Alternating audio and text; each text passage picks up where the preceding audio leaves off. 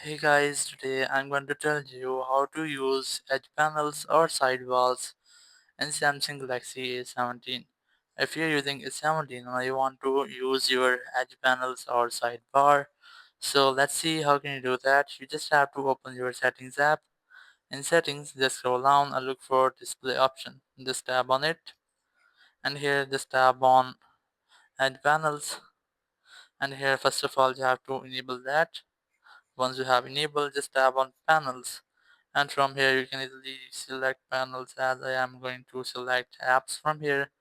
Once you have selected, just go back and here just tap on handle to handle your edge panel. Here you can see there's colors, and here's the transparency,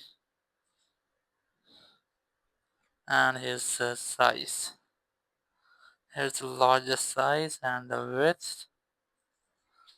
I'm going to make it maximum. Once you have that, here you will get the sidebar. You must have to scroll it, and now you can easily use your sidebar or edge panel or apps. So that's how you can easily use edge panels or sidebars in your Samsung Galaxy A17. Thank you very much for watching the video. Until the next video, bye bye.